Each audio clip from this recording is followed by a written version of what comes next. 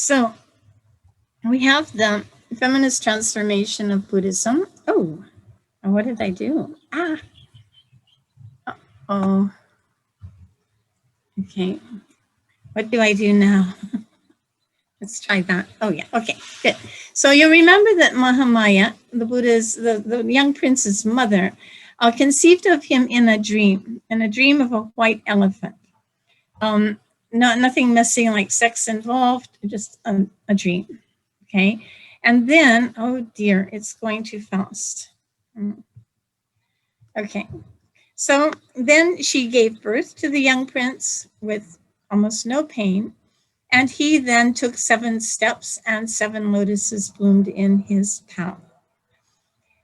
When the Buddha was 29, he decided to leave the household life, and he left his wife and newborn baby behind. Now, typically in most societies, if a man abandons his wife and child, society is quite critical. In the Buddhist tradition, however, the Buddha is praised for this because he was thinking of the welfare of all sentient beings more than his own happiness.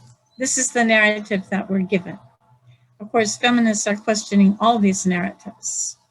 Now, in fairness, his wife, Yashodhara, was not left with nothing. She was in the palace with many servants, all the luxuries that she could possibly want. But we know that she was very, very sad. When he came back to visit his father, not her, after 5 or 6 years, after his awakening, she didn't go out to meet him. She was really upset.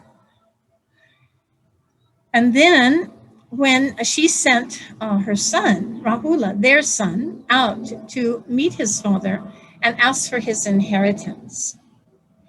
And when the young boy, Rahula, went out to see his father made him a novice monk. Well, that caused a huge outcry in society because first he left her and now the son is also leaving. That was unthinkable. And she was doubly sad at that point. It must have been very traumatic for her.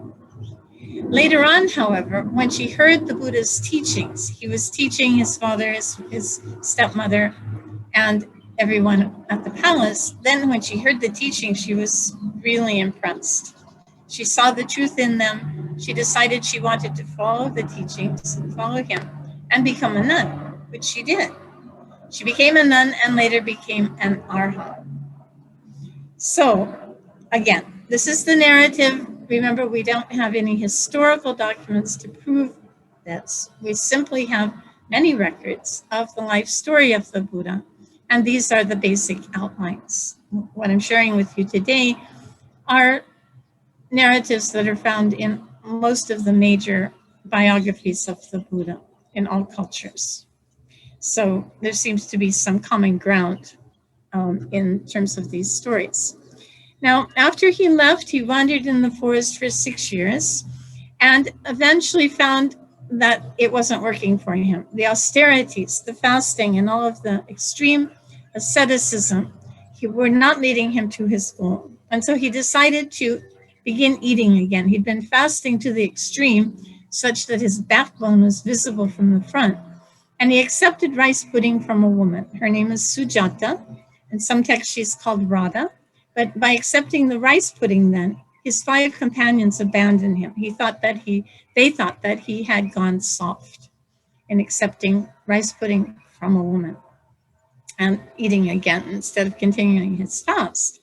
Well, the Buddha, after regaining his energy, then walked across the river and achieved awakening under the Bodhi tree. Some 5 or 6 years later, his stepmother also decided to leave the household life. She became an arhat. She became the leader of the Bhikkhuni Sangha.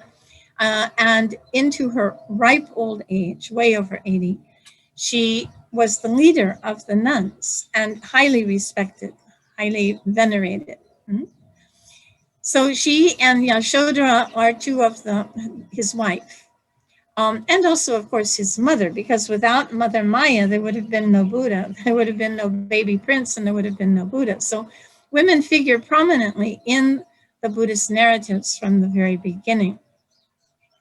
Now, the next personage that we meet is Sanghamitra. She is the daughter of Emperor Ashoka, and she, after her brother was invited to Sri Lanka to spread the teachings, she went down to Sri Lanka also.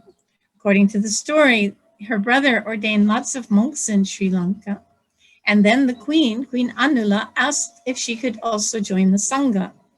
And Mahinda, her brother, decided, Sanghamitra's brother, decided that, he couldn't do that. He couldn't give the bhikkhuni ordination because he wasn't a bhikkhuni.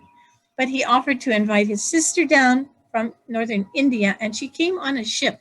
It must have been a very hazardous journey, so she was very courageous. And as you can see in the photo, she also brought a sapling of the Bodhi tree, which is revered in Sri Lanka up till the present day. We have some saplings here in Hawaii too that are said to be descendants of the very Bodhi tree that she took to Sri Lanka way back in the 4th century BCE. So we also have images in female form of bodhisattvas. So they're in the Mahayana tradition. The question is, can women become bodhisattvas? Can they become Buddhas? So this is a good paper topic. So many people write about this. And there's no question that women can become arhats. At the time of the Buddha, thousands of women became arhats. We have texts that verify that. And then in the Mahayana also, there are texts that talk about female bodhisattvas, such as Tara, such as, Mahaprajna Paramita, such as, Vajrayogini, such as many, many female bodhisattvas who then become Buddhas. Now that's in the Tantric tradition. There is also one stream of Mahayana thought called the Sutrayana branch, where they don't accept not all, accept that women can become a Buddha. There's one school called Mahisasika, where they assert that women cannot become Buddhas. But that school died out a long time ago. So I guess we didn't have to worry much about that. In other texts, it does affirm that women can become fully awakened. So now, this, of course, is Kuan Yin. And we find that she is female in China. In India, he is male. So we have a sex change here. We have a gender transformation. And this gender transformation only occurs 12 centuries after Buddhism goes to China. Well, it starts to go to China about the 1st century up until the 4th. And it isn't until the 12th century that we start seeing female images of the Bodhisattva Avalokiteshvara. Okay, so Avalokiteshvara becomes a woman in China and is then called Kuan Yin. A book by Yu Jinfeng traces how gradually the Bodhisattva loses the mustache in China. It's fascinating, yeah? And transforms into a woman. Now, why would the Bodhisattva Avalokiteshvara become a woman? Some believe it's because people naturally associate compassion with women. And, of course, most women are trained to be compassionate from a young age. We're trained to be loving and to serve others. That's it. And so I guess people do associate women with compassion. Also, people associate women with motherhood. And of course, men can be equally compassionate, they can be equally loving, they can be equally good parents. But in general, mostly when we talk about, parents, first thought is usually the mother, right? And mothers do have special responsibilities, starting from giving birth, nursing, and eventually, training, teaching the child to walk, to talk, to, do everything they need to survive in this crazy world. So, Now here we have an image of a woman in Laos who she has gotten up at 4 o'clock to put on the rice, to prepare for feeding or offering alms to the monks. You'll see that the monks are mostly novices. The last three appear to be novices, and they're quite young, whereas she is a full-grown woman. So on first glance, from maybe a Western point of view, it looks a bit odd to see a grown woman bowing at the feet of young boys and offering them food. But from her perspective, from the perspective of women in the Theravada tradition, it's a great honor and privilege to be able to offer a meal to a monk. So here we have to put aside our own preconceptions about what is, good for women and not good for women, and listen to what they say. And they say they feel honored and privileged to offer food to the monks every day, or as often as they can, right? So now here are women who are keeping 8 precepts. They don't cut their hair. They aren't novices, but they do have the 8 precepts of a layperson wearing white.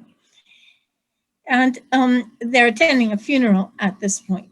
But they do keep precepts, and they do try to live a virtuous life. In the Theravada tradition, there is no lineage of full ordination for women. There is a lineage of full ordination for women that went to China from India, and from China it went to Korea, Taiwan, and Vietnam, and now all around the world. Malaysia, Singapore, Los Angeles, Paris, bhikshunis are everywhere. So, and they're very active in society also. But in the Theravada tradition, women can take 5 precepts. On special days, they also take 8 precepts, but very few ordain as nuns. If they do, they take the 10 precepts of a layperson, a novice. They don't have access to full ordination as a bhikkhuni. Okay. Now, here in a temple in southern Laos, we'll see a mural on the wall of a woman who is a donor. I thought this was quite amazing because normally you wouldn't see women enshrined, certainly not on the altar. But here, this woman is honored for her contributions, financial contributions to the temple, and presumably her saintliness as well. She's painted right into the wall. So that's maybe something modern. I think we may have seen this before, the wheel of Dharma being turned by the 4 quarters of the ideal Buddhist society. The laymen, the laywomen, the bhikkhus, bhikkhuni, you see 1 bhikkhuni, and then the novice nun. And she has different names in Thailand. She's a Meji. In Cambodia, she's a Dunji. So they have different terms, but basically she's keeping 8, sometimes 9, sometimes 10 precepts, okay, but not full ordination, okay. The nuns are very good in meditation. They recite the texts with the monks every morning and every evening for an hour. They sit lower than the monks, even lower than this young man on the left who's getting reordained as a novice in the temple. This is in Thailand. You'll see nuns from Thailand and also from Bangladesh and from Burma in this picture, all wearing white. Now, traditionally, white is the color of lay people. So some have questioned, why do the nuns need to wear white when, in fact, they're living lives as nuns? Good question. But that is the tradition. Here are 2 nuns in Laos, very exceptional nuns, educated nuns with lots of meditation experience. They're not allowed to hold the deed to the temple. So what the nun on the right, who's serving as the abbess, what she did was to put the temple in the name of her nephew, but she's actually the abbess. But by law, she's not allowed to register the temple in her own name. Okay. Now we go to Nepal. Here is an example of a nun wearing pink On the right are the novice monks, and the nun in pink is a bhikkhuni. She was ordained in not Los Angeles, in Sri Lanka. And so she is teaching to the monks. And so she is respected and she's educated. And on the left are the girls. The girls don't cut their hair, mostly, unless they want to be a nun. But so we see women moving into teaching positions. Now here's an example of a nun who started a Buddhist school in Kathmandu. Kathmandu, which is famous for smoking dope and, you know, a lot of interesting history, but they also have a large Buddhist community. And many of them are related to the Buddha's clan. They even have the family name Shakya, like Shakyamuni Buddha. So, and there are other clan names as well. So these are some of her students. She started the school about 40 years ago and raises funds and runs it, you know, on her own. And she's doing a wonderful job. She teaches the children to meditate, and the children try very hard. Here is Bangladesh, and you'll notice that everyone on the stage is male, except for the American nun who appears to be asleep because it was so boring. But these ceremonies can get really long. Lots of lectures and sermons, and anyway, they thought I was meditating, so that's good. In Bangladesh, I was able to find only a very few nuns. Nuns who are doing Vipassana meditation in the backs of monks' temples. They have a room, they get food from, the monks go on alms, and they bring the alms back to the temple, and the nuns will heat up the food for them and then clean the kitchen and so on. So they have a kind of symbiotic relationship.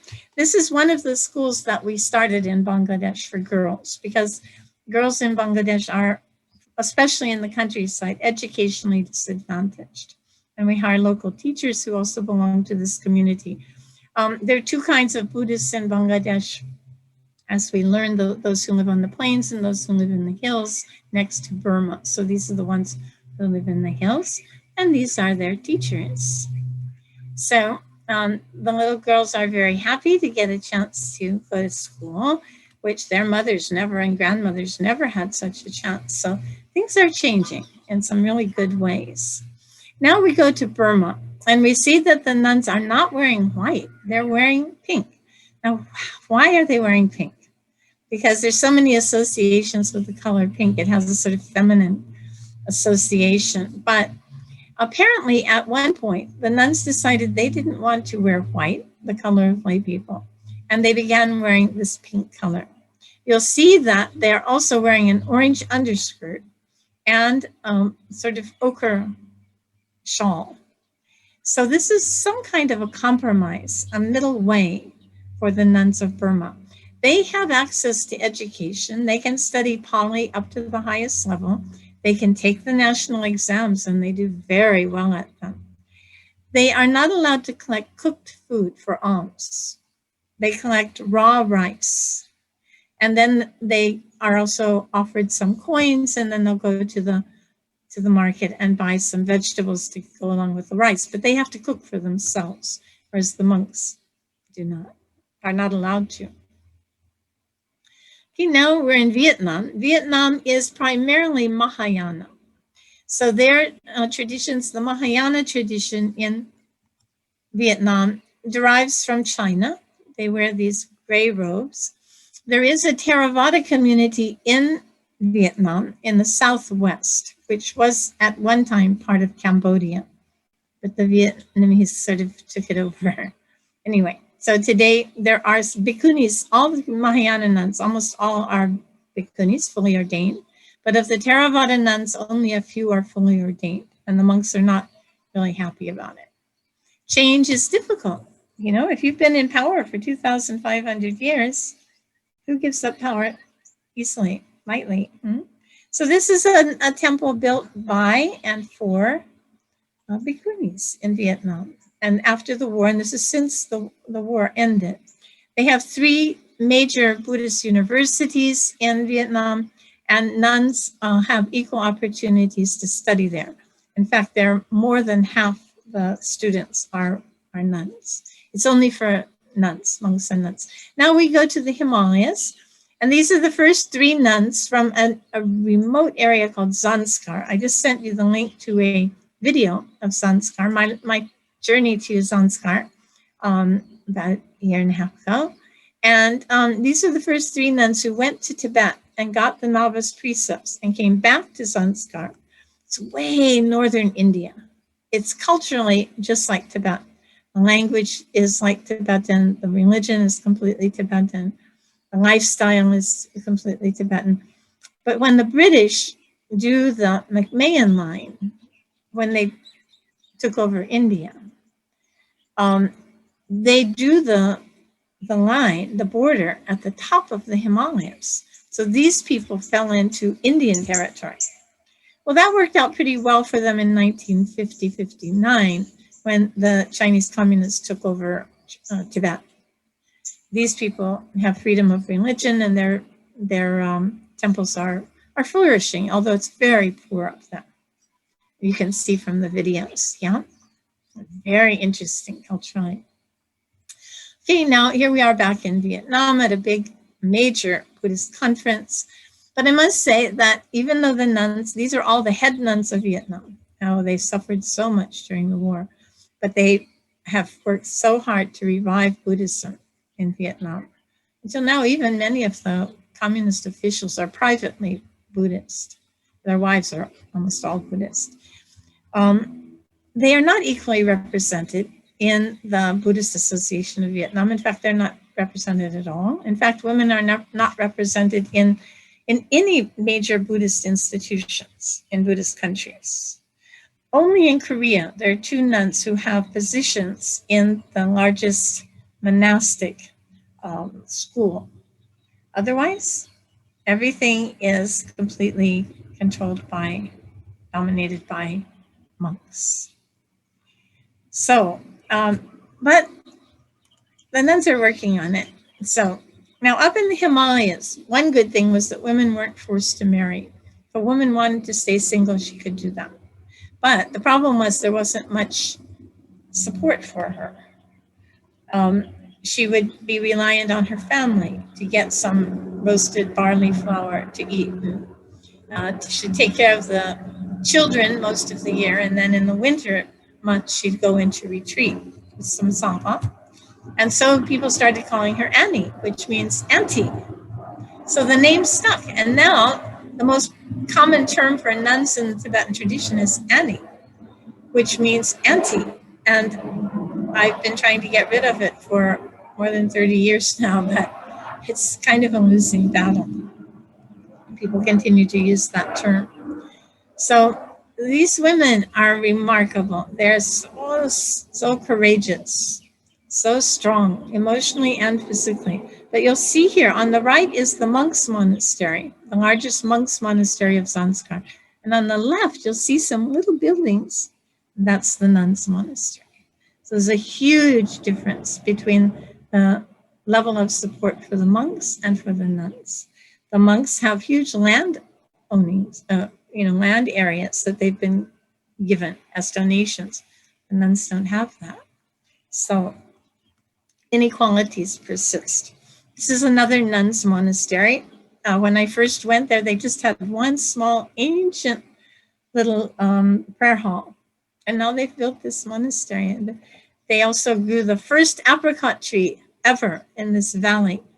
And they're so proud of it. So it's a really harsh landscape. You can see very few trees. You really have to work hard to grow those trees. Now, men in India are rarely becoming monks these days. They want to go into business. They want to go to America. They're not so interested in monastic life.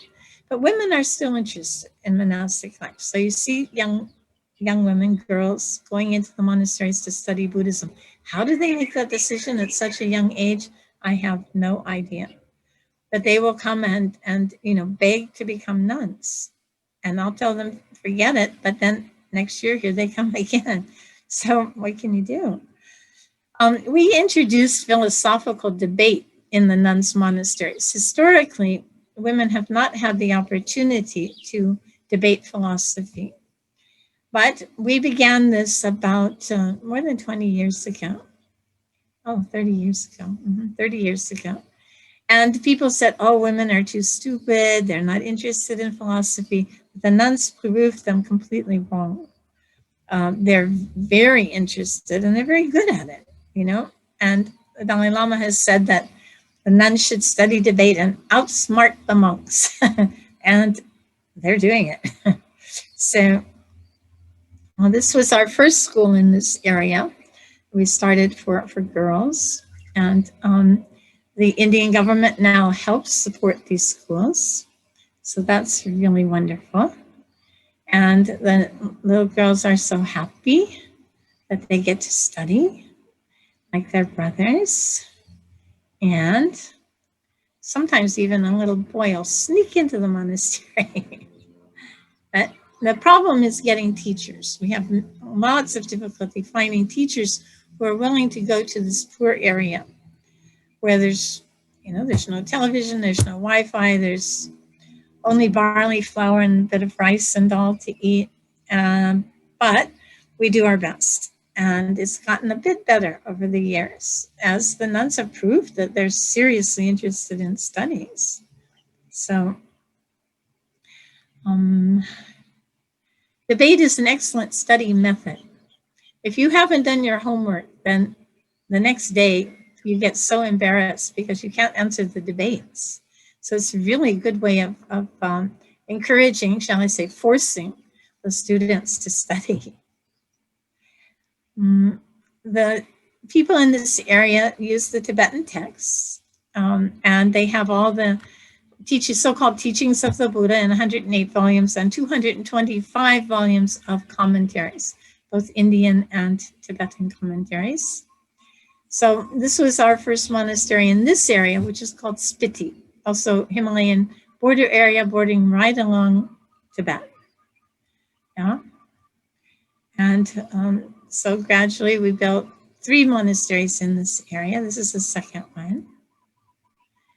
And the little girls love to study. Now this is an area called Kinur. It's closer to India, also along the Himalayas. And they have trees there. They have almond trees and apple trees. So they can build their monasteries from wood, unlike the other areas, which are way above the tree line. So their language is ancient form of Tibetan. So they basically have to learn Tibetan from scratch, like foreigners do. They're happy campers, and they're all fluent in Hindi as well. They learn English, Hindi, and Tibetan in addition to their own language. So I want them to become teachers throughout India. Indians love Buddhism, yeah? Even if they're Hindu, they love Buddhism, so they want to learn more. So if they can speak good Hindi, they can teach in Hindi. That would be great. So we have an active volunteer program for the last 30 years. And teachers come from all over the world to teach English, math, physics, biology, healthcare, all kinds of subjects, conflict resolution. But unfortunately, since last year, we had to cancel our program. So sad. Hopefully next year we can resume the programs. The nuns also want to learn computer skills. So we're supposed to have a big training program this summer, but unfortunately it won't happen because of the pandemic. I've also invited the nuns to attend international conferences in different countries throughout the world through Sakadita, the International Association of Buddhist Women. This is to introduce them to different Buddhist traditions, different ways of looking at the world, different languages, different cultures. And I think it's been a way of opening their eyes to the world. So, and it really encourages them to learn English too, because they realize that that's the international medium of communication for the most part. This nun is Bhutanese, one of my students, and she's the first Himalayan nun to get a PhD. Yeah, and she got it in women and gender and Buddhism in Malaysia. Amazing. She's kind of a genius type person. So at these conferences, all the different traditions will chant. And this day it was the Himalayan nuns who chanted. But every day is a different tradition, Korea, Vietnam, China, like that.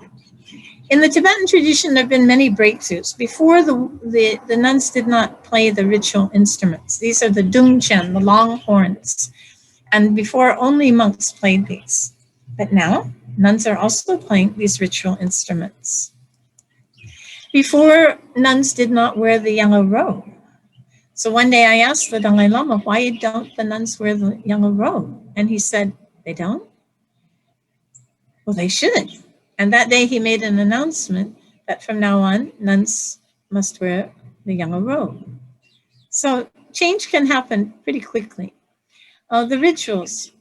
Previously, nuns didn't have opportunities to learn all the elaborate rituals of the tantric tradition. Now they do. Not just nuns, but also lay women.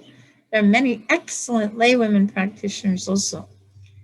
This monastery is in Nepal, but the nuns come from many different Himalayan areas. Before, women didn't do the meditative, they call it dance, meditative motion called cham. So sometimes called lama dancing. It's not really dancing, it's meditation in motion. And now the nuns are also doing cham. These are huge historical breakthroughs. Now, this photo was taken in Tibet. And Tibet has been under the communist regime for now 70 years. And the rule has been quite oppressive. It's almost obliterated Buddhist culture and language. But this monastery has 10,000 practitioners, 8,000 nuns, and 2,000 monks. The monks are on the hillside, the nuns are down in the valley. But unfortunately, recently, the communist government came in and started tearing it down. And that's the pattern around Tibet.